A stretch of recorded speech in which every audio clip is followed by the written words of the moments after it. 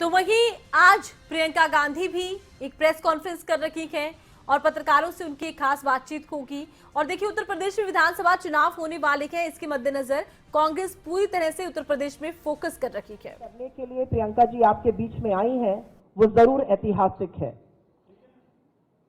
मैं ये जरूर कहना चाहती हूं कि जिस आगामी चुनाव के लिए कांग्रेस पार्टी ने इस बार घोषणाओं के बजाय प्रतिज्ञा का प्रण किया है, और इस क्रम में आज जो सबसे बड़ी और सबसे पहली प्रतिज्ञा है, उसके बारे में आपको संबोधित करने के लिए देश की राजनीति की तरफ एक नई क्रांति का पहला कदम उठाने के लिए मैं प्रियंका गांधी जी को आमंत्रित करती हूं। नमस्कार। आपको थोड़ा इंतजार कराया, उसके लिए माफी चाहती हूँ।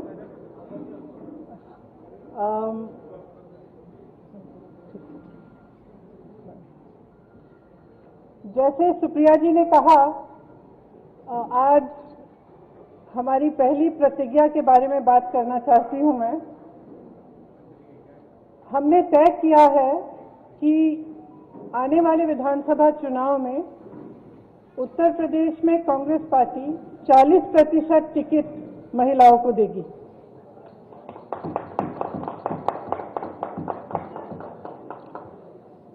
हमारी प्रतिज्ञा है कि महिलाएं उत्तर प्रदेश की राजनीति में पूरी तरह से भागीदार होंगी।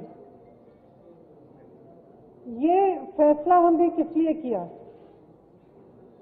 जब मैं 2019 के चुनाव में उत्तर प्रदेश प्रचार के लिए आई थी, तो इलाहाबाद यूनिवर्सिटी की कुछ लड़कियां मेरे से मिली और उन्होंने मुझे बताया कि किस तरह से यूनिवर्सिटी के नियम कानून, हॉस्टल के नियम कानून उनके लिए अलग थे और पुरुषों के लिए अलग।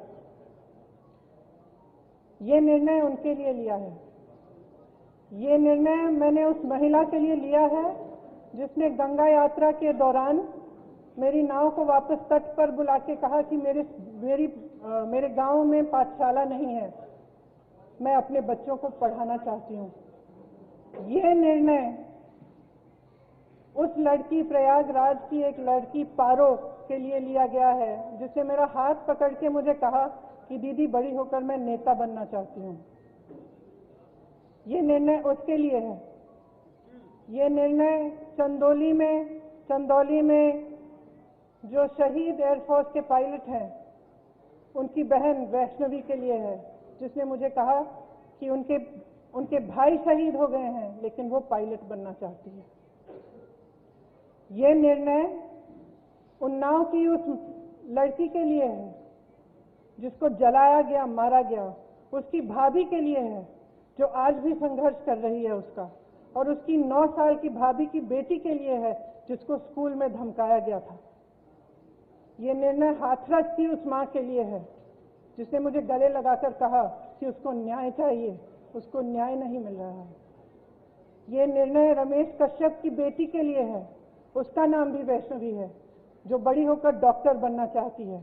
लखीमपुर में एक लड़की मेरे से मिली, मैंने उससे पूछा क्या बनना चाहती हो बड़ी होकर? उसने कहा प्रधानमंत्री बनना चाहती हूँ। उसके लिए है यह निर्णय। ये निर्णय लखनऊ की एक बस्ती में लक्ष्मी वाल्मीकि के लिए है, जो ITI पढ़ी है, BA की है, उसने कंप्यूटर कोर्स किया है, आज तक उसे नौकरी नहीं मिली है। ये निर्णय उसके लिए है। ये निर्णय सोनभद्र में उस महिला के लिए है जिसका नाम किस्मत है, जिसने अपने लोगों के लिए आवाज उठाई, संघर्ष किया और न्याय मांगा। ये निर्णय उत्तर प्रदेश की हर एक महिला के लिए है जो बदलाव चाहती है, जो न्याय चाहती है, जो एकता चाहती है, जो चाहती है कि आगे बढ़े उसका प्रदेश। मैं आप सबसे कहना चाहती हूँ, आप समाज सेविका हैं, आप अध्यापक हैं, आप एक नौजवान महिला हैं जो आप अपना भविष्य बनाना चाहती हैं, आप प्रेस में हैं। अगर आप बदलाव चाहती हैं तो इंतजार मत करिए। आपकी सुरक्षा कोई नहीं करने वाला। सब बातें करते हैं, सुरक्षा करने का जब समय आता है तो सुरक्षा उनकी होती है जो आपको कुचलते हैं। आज सत्ता का नाम यह है कि आप खुलेआम पूरे पब्लिक के सामने लोगों को कुचल सकते हैं। ये सत्ता बन गई है, ये गलत है। घृणा का बोलबाला है, नफरत का बोलबाला है, गलत है। इसको महिलाएं बदल सकती हैं। महिलाएं इसलिए बदल सकती हैं क्योंकि करुणा भाव, सेवा भाव और दृढ़ता, शक्ति सबसे ज्यादा महिलाओं में है। मैं आपसे कहना चाहती हूँ, राजनीति में आओ, मुझसे कंधा से कंधा मिलाओ। मैं जानती हूँ कि आपके संघर्ष क्या है। मेरी प्रेस की सहेलियां यहाँ हैं, मैं जानती हूँ, मैं आपको देखती हूँ सुबह से शाम तक आप कैसे दौड़ती हैं, किन परिस्थितियों में। जब सीतापुर में बीच रात में अंधेरा था, मुझे घेर लिया पुलिसकर्मी ने, महिला पुलिसकर्मी थी, मुझे घेरा, मुझसे लड़ी, मैं भी भिड़ गई उनसे। उसके बाद मुझे उन्होंने जीप में बिठाया और अंधेरी रात में सिर्फ मैं, वो दोनों और 2 कांस्टेबल मुझे सीतापुर के पीएससी कंपाउंड में ले गए। एक का नाम मधु था, एक का नाम पूजा। ये निर्णय उनके लिए भी है क्योंकि मैं समझी कि 4 बजे सुबह तक ड्यूटी पे थी। उनकी एक अफसर जिनकी पोस्टिंग सीतापुर में थी, लेकिन जिनकी बूढ़ी माँ अकेली नोएडा में रहती है। कितना संघर्ष करना होता है महिलाओं को। कौन करेगा ये संघर्ष आपके साथ अगर आप एकजुट नहीं होंगी? अगर देश को जातिवाद और धर्म की राजनीति में से निकालकर विकास की राजनीति की ओर ले जाना है, अगर देश को समता की राजनीति की ओर ले जाना है, भागीदारी की राजनीति की ओर ले जाना है, तो महिलाओं को आगे बढ़ना पड़ेगा। आपको खुद ये काम करना पड़ेगा। आगे बढ़िए। मैं आग्रह करती हूँ आपसे, हमने आवेदन पत्र मांगे हुए हैं हर विधानसभा के लिए। ये अगले महीने की 15 तारीख तक खुला रहेगा। खास तौर से मेरी बहनों के लिए, जो लड़ना चाहता है आओ मेरे पास आओ, आपको मौका मिलेगा। हम इस देश की राजनीति, इस प्रदेश की राजनीति बदलेंगे। धन्यवाद। थे और एक बड़ा ऐलान उनकी तरफ से किया गया है कि बहुत ज्यादा संख्या में आने वाले विधानसभा चुनाव में कांग्रेस महिला उम्मीदवारों को उतारेगी, सबसे ज्यादा महिलाओं को टिकट देंगे, ये कहा है। और कहा कि देश में धर्म और जातिवाद की राजनीति से हटकर विकास की राजनीति होगी। कांग्रेस महासचिव प्रियंका गांधी ने प्रेस कॉन्फ्रेंस की और ऐलान ये किया है कि हम महिलाओं को सबसे ज्यादा टिकट देंगे। 40% सीटों पर उत्तर प्रदेश विधानसभा चुनाव में कांग्रेस महिलाओं को टिकट देगी। मैं ये पूछ रहा था कि इसको आप थोड़ा सा अगर और इलैबोरेट कर सके कि इसके पीछे का रैशनल क्या है, क्योंकि लोग ये कहेंगे कि चुनाव का सीजन है और आप इतना बड़ा एक गैम्बिट ले रही हैं कि आप कह रही हैं 40% टिकट, जो कि लगभग 100 टिकट से ज्यादा होगा, आप महिलाओं को मेरी बस चलती तो 50 करती। तो इसके पीछे का रैशनल क्या है? और दूसरा, क्या आपको लगता है कि ये जो प्रोसेस है अभी टिकट देने का और उसके बाद आपकी पार्टी के अंदर जो ओवरऑल एक नेशनल लेवल पे यूपी के बियॉन्ड भी महिलाओं का जो रिप्रेजेंटेशन है, क्या उसको बढ़ाने के पीछे का थॉट प्रोसेस ओरिजिनेट देखिए, यहाँ पे बढ़ेगा तो नेशनली भी बढ़ेगा। मैं यूपी की इंचार्ज हूँ, यहाँ का निर्णय हम लोगों ने लिया है, सबकी सहमति के साथ लिया है। इसके पीछे, जैसे मैंने कहा, मुख्य सोच ये है कि जो महिला है वो एकजुट होकर एक फोर्स नहीं बन रही है, उसको भी जातियों में, धर्मों में बांटा जा रहा है।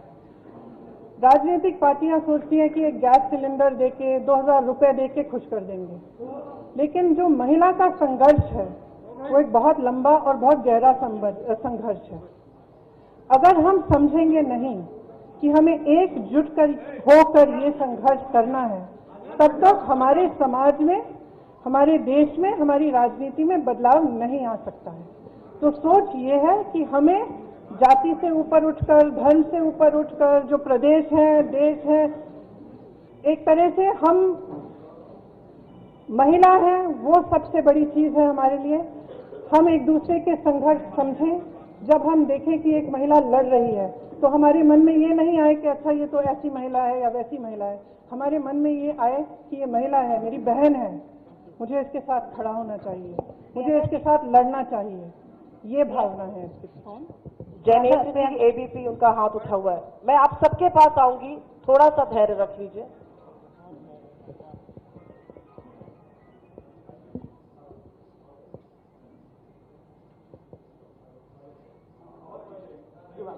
मैम, सवाल ये है कि 40% क्यों?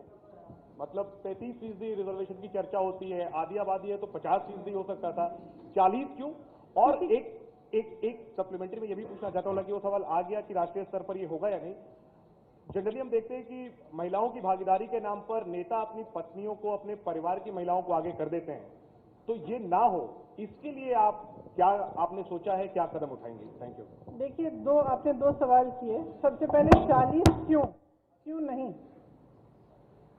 नहीं? शुरुआत है, 40 से शुरू करेंगे। अब मैंने कहा अगर मेरा बस चलता तो 50 होता, तो लेकिन सबकी सहमति के साथ 40 तय किया है।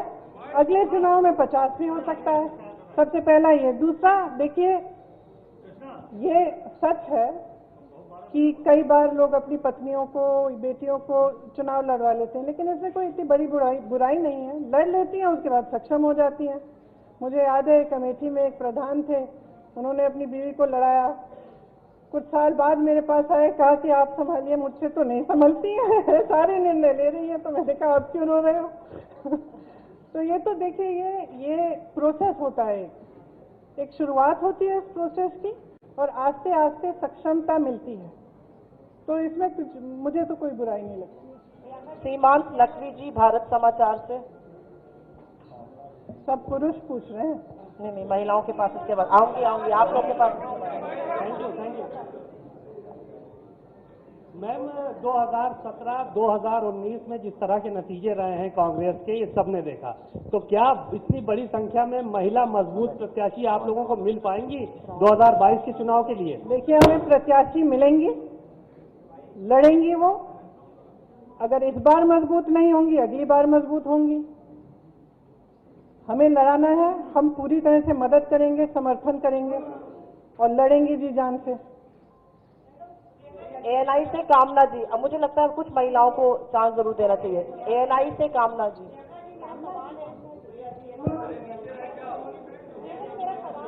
आप सबके पास आएंगे, थोड़ा सा धैर्य रख लीजिए, आप ही के कोलीग्स हैं। कामना जी, मेरा सवाल है, आपने उत्तर प्रदेश के लिए ये बात कही, मैं जानना चाहती हूँ, जिस स्टेट में ऑलरेडी कांग्रेस की सरकार है, पंजाब हो, वहाँ पर तो चुनाव होने वाले, क्या यही फॉर्मूला वहाँ पे भी लागू करेंगी? देखिए, मैं उत्तर प्रदेश की इंचार्ज हूँ यहाँ का। जैसे मैंने कहा, हमने निर्णय लिया है। अब ये मिसाल बनेगा, अगर दूसरे भी इसको फॉलो करना चाहते हैं तो बहुत अच्छा रहेगा। प्रियंका जी, जातिगत आधार पर टिकट मिलते हैं, माफ करिए, एक सवाल प्लीज पूछिए, उनको खत्म कर लेने दीजिए, फिर आपके पास आते हैं। महिलाओं को जो टिकट दिया जाएगा, क्या वो जातिगत आधार पर दिया जाएगा? क्या वो जाति के आधार पर दिया जाएगा? महिला की सक्षमता के आधार पर दिया जाएगा, मेरिट के आधार पर। वो कितना काम कर रही है, कितना उसके विधानसभा के लोग उनको पहचानते हैं, उसके हिसाब से दिया जाएगा। नहीं, एक शायद ये इंतजार कर रही थी।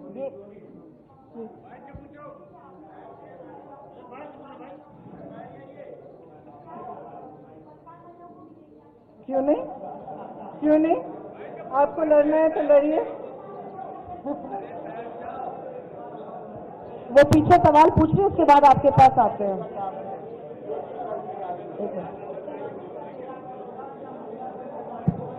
वो आगे जाके देखेंगे। क्यों? मैं जब बताऊंगी, जब बताना चाहती हूँ। 1 मिनट रुक जाइए सर। हाँ, आप पूछिए मैडम।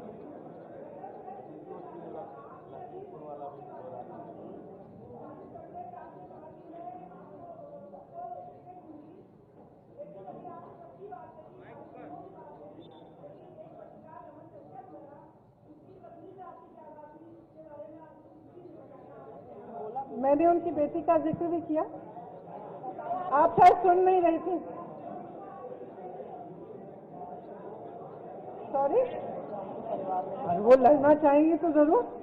है और कांग्रेस 40% टिकट महिलाओं को देगी, यानी कि अब कांग्रेस के जो उम्मीदवार चुनावी रण में होंगे 40% महिलाओं की भागीदारी होगी। बड़ा ऐलान यूपी विधानसभा चुनाव के लिए कांग्रेस महासचिव प्रियंका गांधी ने किया है और यूपी में कांग्रेस 40% सीटें महिलाओं को देगी, यानी कि अब चुनावी रण में 40% सीटें कांग्रेस की तरफ से महिलाओं के लिए होंगी। महिलाएं चुनावी रण में उतरेंगी।